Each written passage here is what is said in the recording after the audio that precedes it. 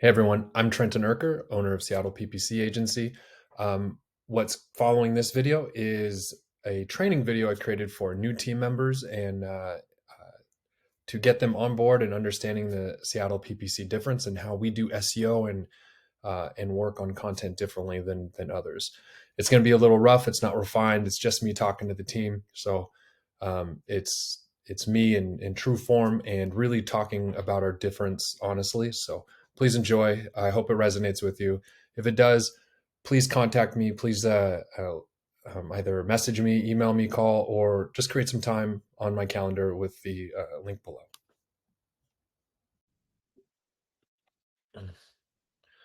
Hey there. So this video should be just a few minutes. I just want to talk about the differentiation between Seattle PPC and other SEO companies. I'll share my screen.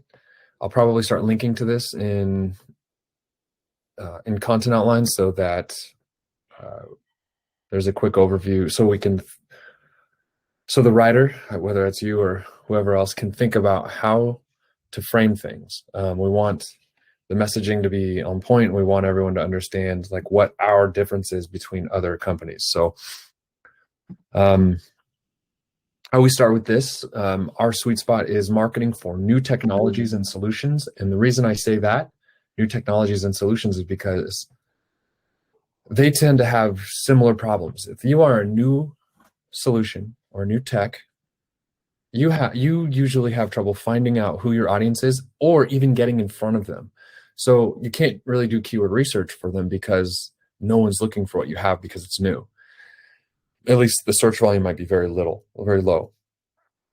So typically what you have to do is create content that allows you to get in front of the eyeballs of your competitors' audience.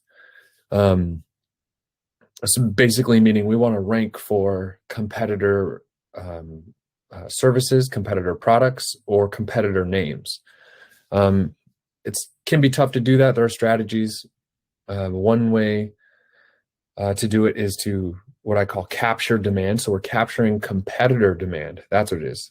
Capturing the demand that the competitors have. We're essentially utilizing their branding and their marketing efforts against them. And the way to do that is to create comparison pages and alternative pages. And I'll show you that in a sec. In turn, that will generate demand. So because we get seen and get more impressions, our brand will get more well known. We'll be seen more in the industry. So your competitors might not be direct competitors, and I should have said that earlier. Like one of the problems new technologies and solutions have is that they don't have they don't have direct competitors, meaning that they offer the same thing. They're called indirect competitors because they offer an alternative to what you have, but it's not exactly the same thing. An example would be an indirect competitor to a bus is a bicycle. You can choose to take a bike or you can choose to take a bus, but they're not direct competitors. They're indirect, like substitutions of each other.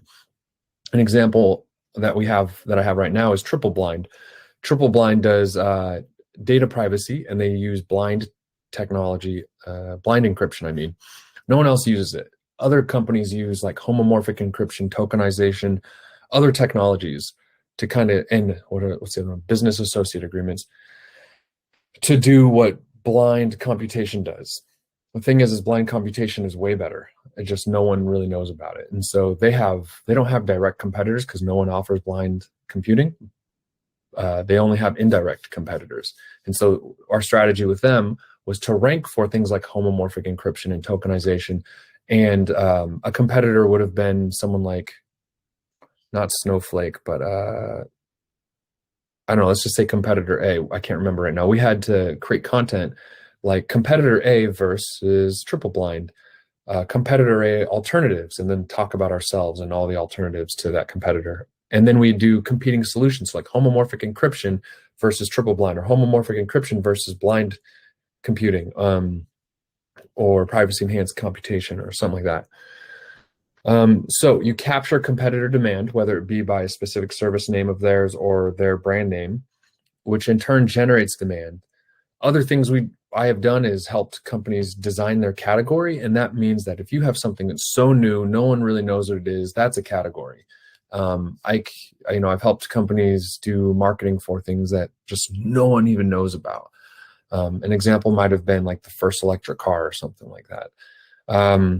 It was new. No one's looking for an electric car because they don't know it exists, type of thing. Just an example. I know electric cars have been around since 1800s. And then one of the biggest differences Seattle PPC Agency has against other SEO companies is that we start with content. We don't start with keyword focused content. We start with objection handling content. And objection handling content is any piece of copy or content. I keep saying the word content, but any article that answers the question a prospect might have. And those questions, usually there are only 6 of them that every prospect has. And it's, what's the price? How do I know this is going to work? Like, what's the guarantee that this is going to work? They want to feel certain that they know it will work. And one of the ways to do that is to show them how it works. And then they want to know what implementation is like. So people transferring from like business associate agreements or homomorphic encryption and then going to triple blind solution, they want to know what that implementation is going to be, because that's a huge infrastructure change. Like, how do you help us? Well, I don't know what that's going to even look like to change. So if we can create the image for them and show them how it's going to, what the process will look like, it reduces the uncertainty, which reduces fear, which allows them to take the next step. Fear and uncertainty is an obstacle to any sale. So another implementation question would be, what if I don't have a solution? What's it look like to implement a brand new one? We don't have no infrastructure or anything. So the first situation was going from one solution to another. Well, the second situation is not having any solution at all and then going to one. No, next one is, how easy is it to use? How do I accomplish X task with this? So every audience wants to know, okay, I'm going to implement this product, solution, or software. How do I accomplish this thing? Like, how do I do this specific task? And I'll show you some examples in a sec. And then the last question is, how do I know brand X or brand Y is better? So how does someone know, like Mostly AI, that's the company, a competitor of Triple Blind. How do I know that Mostly AI is better than Triple Blind? Or how do I know that Triple Blind is better than Mostly AI? We got to answer that. That's where comparison articles come in, competitive alternative articles come in. And this is also where our messaging comes in. We have to demonstrate, like, and usually what I will say in a sale is, typically agencies will say, you know, for $2,000 or $3,000, we can do like 4 blogs and 4 links. They kind of have package deals. They don't even know what they're going to do for you yet. They just say, give us this amount of money, we'll figure out what to do. 4 blogs, within 4 blogs, and getting you 4 links. And I say, we don't do that. We find out exactly what we would do if we owned your website to rank it. And then we create a plan based off of those things. We decide what's most important, and then we start with the most important and move down the line. We can break that up into 3-month sprints or 6-month sprints, but either way, we don't say, hey, give us money and we'll try to accomplish these things. We say, here's the plan. How fast are you willing to go? What are your resources? And so we can triage or prioritize this best. So the difference is we come in with a plan, whereas most of the time agencies say, you give us money, we'll create blogs for you. And another difference is, obviously, we don't start with keyword focused content. We start with objection handling content. We want to reduce all the uncertainty. And then I also say, so Dickie Bush, great copywriter, some elements of good copy he has here. What's your problem? Here's the benefit of solving it. Here's why what you've tried has failed. And by the way, here's a product that will help you solve it, which is us. If we can add these 4 elements into these 6 pieces of content, so these 6 questions are not 6 pieces of content. They're 50 to 100 pieces of content usually, these 6 questions. And if we can use these 4 bullet points, this type of framework within all of this content, we are going to remove all objections.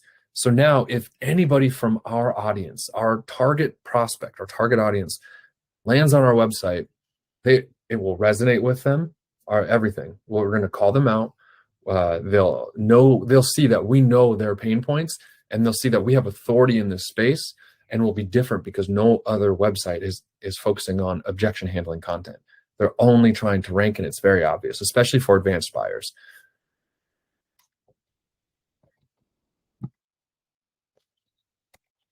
Um, so right here, we have ClickUp, and I usually will tell prospects like, hey, because they don't have very good menus and they don't call out their audience. So I'll use this and say, hey, I actually think, based off what I saw, I think that ClickUp has a lot of good things on their website that we can take inspiration from.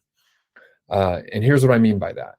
And I'll say, have you heard of ClickUp? And they say, yeah, I have, or no, I haven't. And then I'll explain what ClickUp is. It's a project management software that's taking on Asana, Teamwork, Jira, and lots of others. And what they know is that project managers are looking for these top 10 or 12 features. They have way more features than that, but they're putting their top right there because they know that's what project managers want. So they know project managers want Gantt charts. They know project managers want native time tracking. That means of the ability to track employee or contractor time within the platform. So like Asana doesn't do that. You have to get a different platform.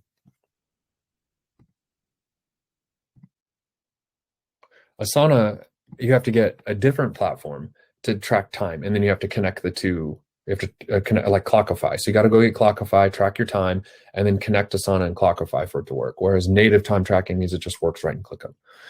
So they understand that. And so they call it out. Hey, are you a project manager? Here are all the things we know that you want.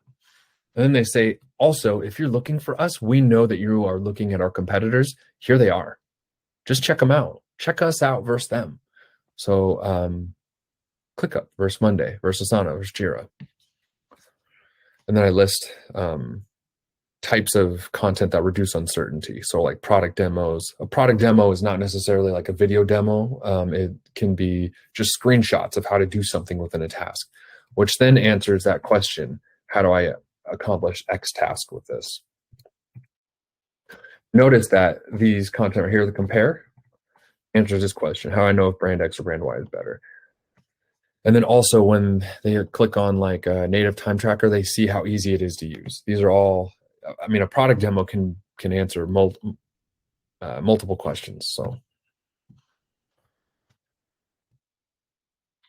and I'll also say, so that was their footer menu. Here's their top nav, their top navigation. Right under solutions, they literally call out their audience. They say, hey, are you on an engineering team? Are you on a product team, a marketing team, or an HR team? Click this page. And then that page talks to that person. It says, hey, human resources manager, we know all of your situation probably looks like this. And this is how we tend to help human resource managers. Here are solutions we have for HR. Here are templates we have. Here's a framework you can set up within ClickUp to make your job so freaking easy. They do that for all of them. Another way they call out their audience is use cases. They're like, oh, you're looking for project management? Check out this use case. A use case is like a theoretical use of something. A case study is something you already did for someone else, just so you know the difference. Then they say, oh, are you looking to transition into remote work? We'll help you facilitate all of your in-office employees to remote workers. Here's how. At least I think that's what it says. And then CRM, that's for sales. So they say, hey, you need a CRM or are you in sales? Click on this. Another way they call out their audience is by organizational type.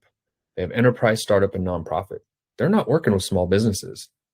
They're not working with accounting firms or anything. They don't say that. They want just these three. And so if you're in any of these, click here. We'll show you how we typically help people. That's calling out an audience. That's reducing uncertainty because they know now if they're on a product team, they're like, well, yeah, I hear Asana is great. I hear Teamwork is great, or Monday.com is great. I'm kind of overwhelmed. Oh shit, ClickUp's talking to me. Well, let me see what they got. So I'll click on product.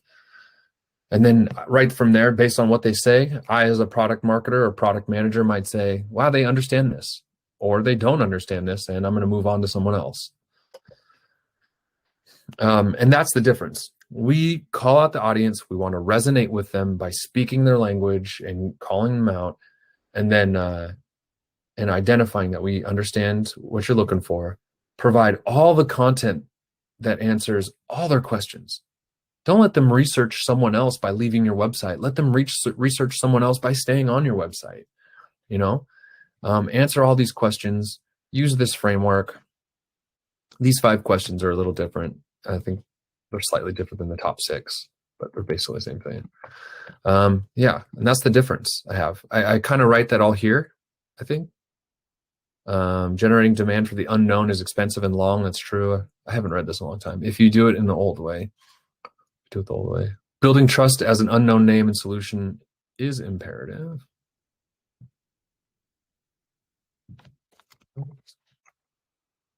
Seattle PPC helps companies with new solutions carve out their niche and own it.